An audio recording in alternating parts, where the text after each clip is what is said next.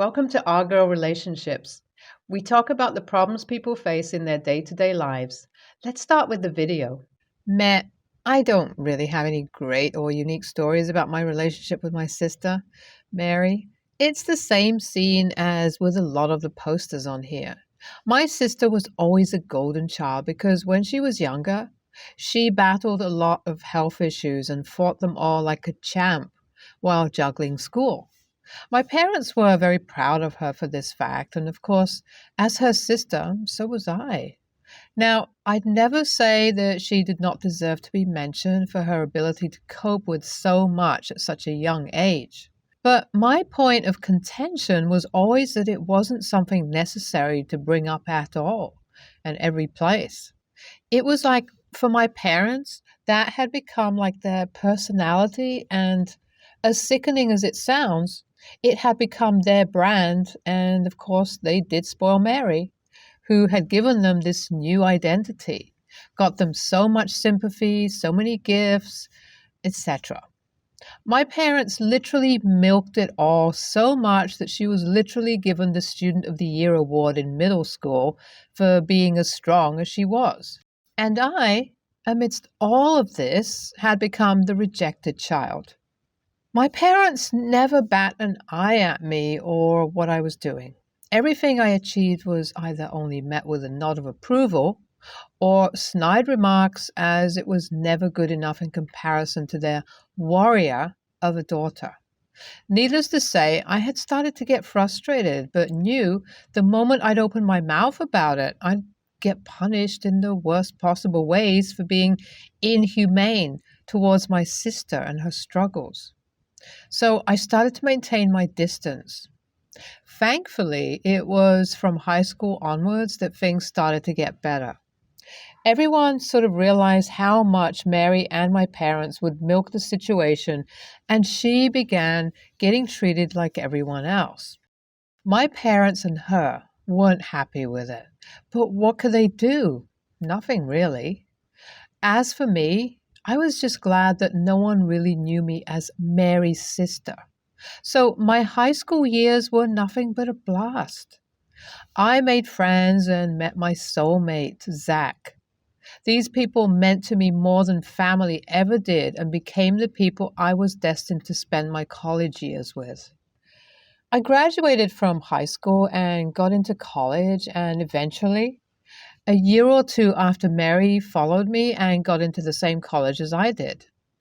We sort of hung out together here and there, nothing too deep, and so I never thought anything about her and my boyfriend or their interactions together because they were as normal as they possibly could be. And it was only a year that we spent together when she got into college because the very next year we all had graduated. So, what was there to think about it? Zach and I just moved back to the city we came from and started living together while we would meet Mary at Christmas dinners with her boyfriend. Time flew into thin air, and that is all the contact we ever had. Eventually, Mary graduated from college herself and moved back to the city along with her boyfriend. Nothing sounds out of the ordinary here, right? Just a story of two sisters that have sort of fallen apart. Well, that's true, but this is really the part where it all begins. It was Mary's 21st birthday, and I couldn't help but sort of have an emotional moment to see her become an adult just like I had.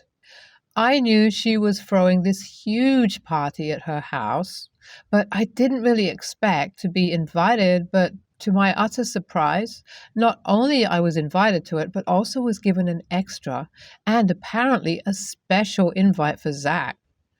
This honestly should have been my red flag number one, but it wasn't because I just thought she was making friendly banter. Unfortunately, friendly banter was far from it all because Mary had a really sickening plan on her mind, and I wasn't going to find out about it all until the day of the party itself. We're at this party and everything seems normal as it possibly can, except for the fact that Mary's boyfriend is nowhere to be seen here. Mary, who is already drunk as a skunk, even before the party starts, tells us that he's out on a trip with his friends and complains about how boring he is. It's nothing new for Mary, so I'm able to ignore it all. I guess that's red flag number 2. Well, the party starts, and eventually we're at a point where the cake gets brought in, and we start to hand Mary her presents. When I handed her the gift I had gotten her, Mary, in her very drunken state, along with the most serious tone she possibly can put on, leans into my ear and says something along the effect of, "There's nothing more I want tonight than your boyfriend to be single. I want him to be my only present."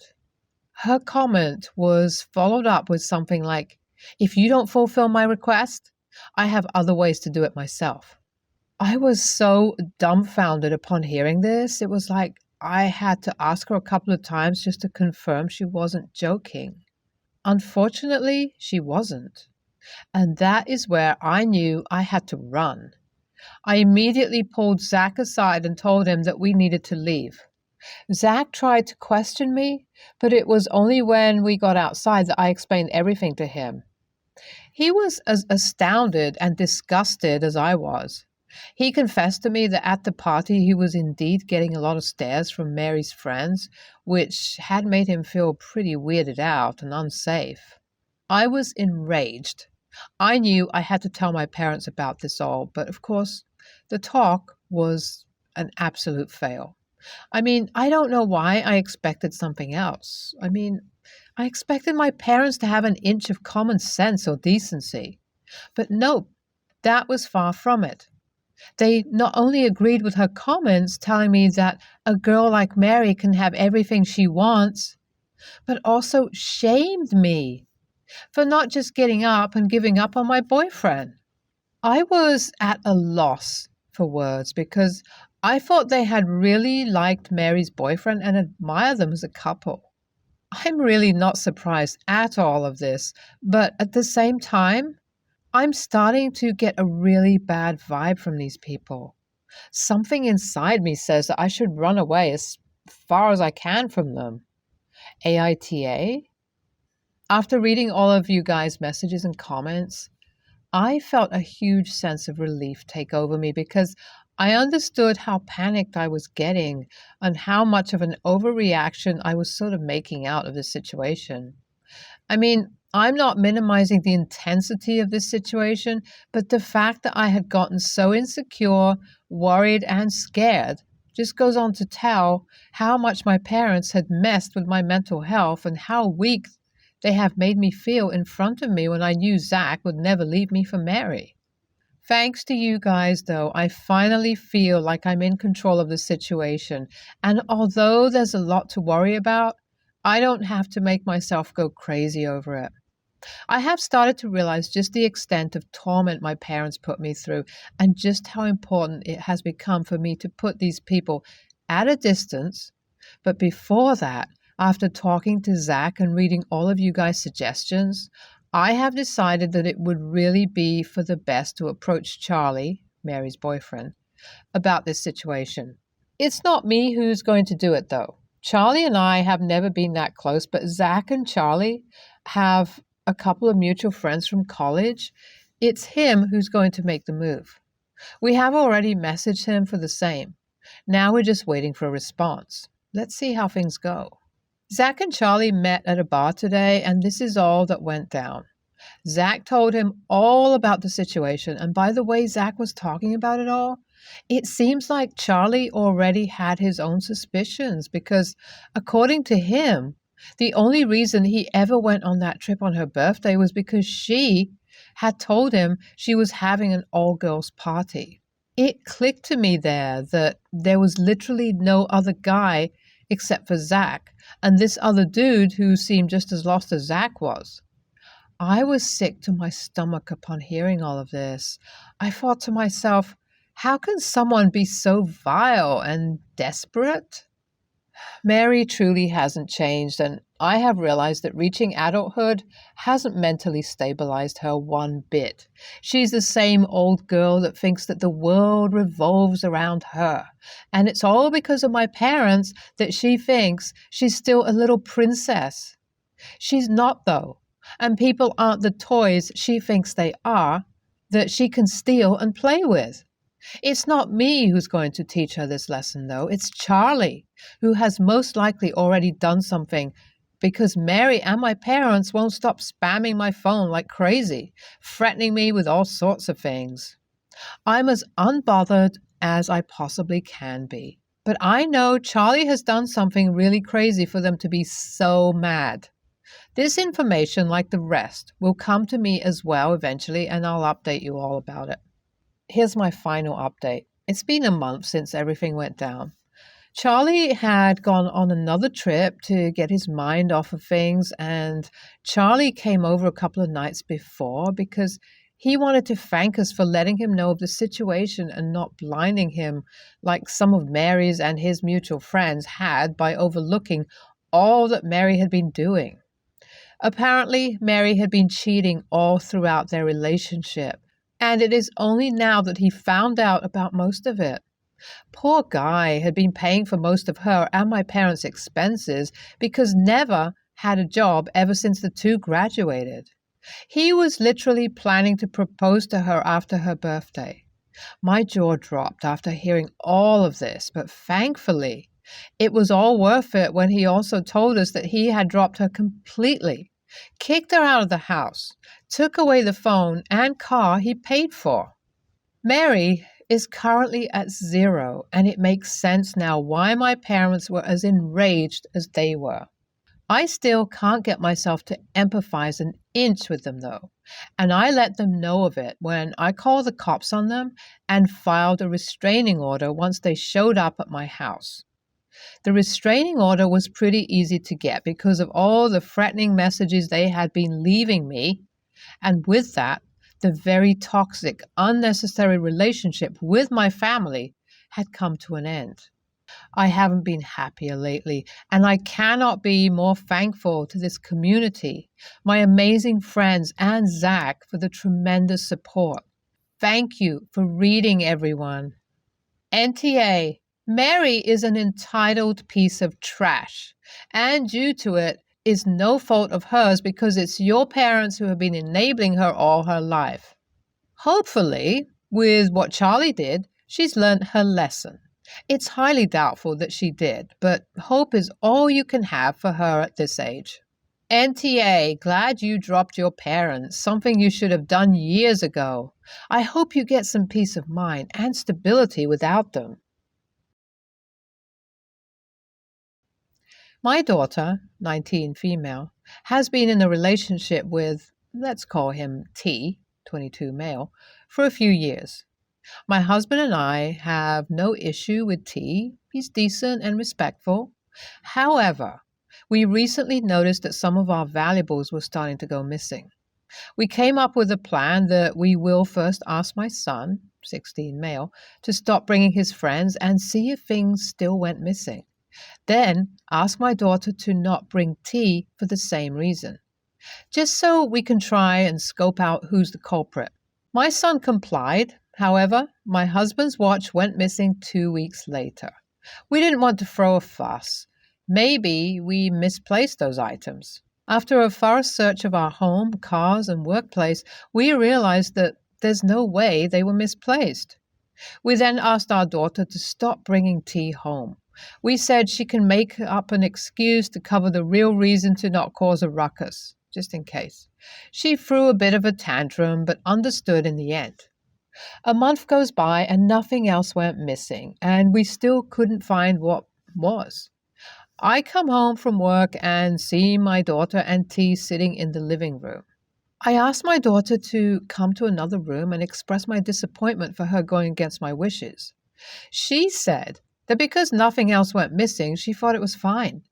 I told her she at least should have asked for my permission. I told my daughter to politely ask him to leave. She refused.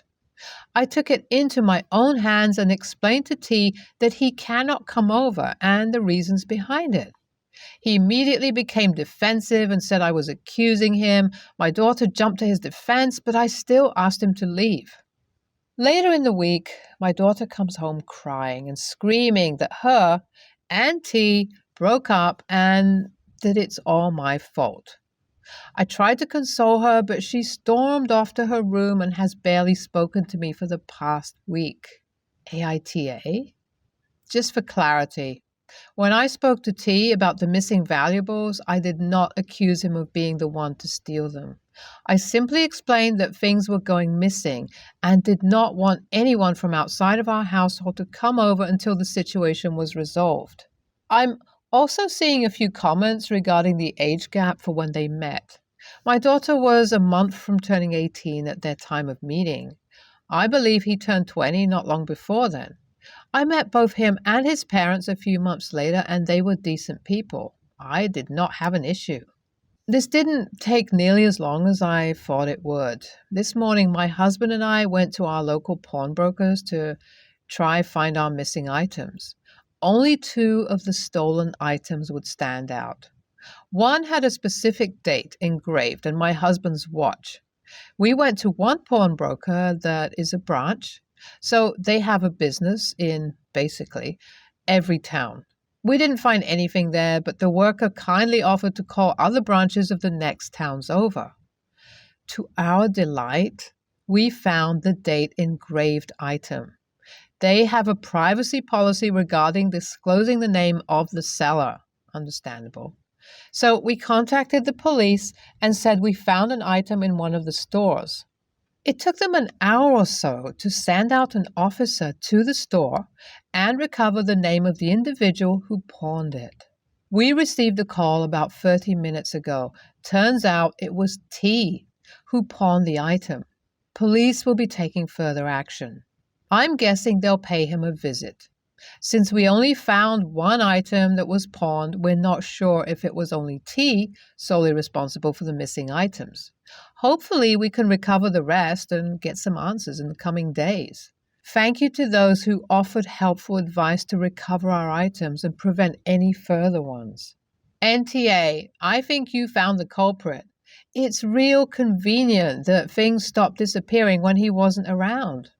As for your daughter, she's young and probably wasn't wanting to see the truth. It's your house, your rules. NTA.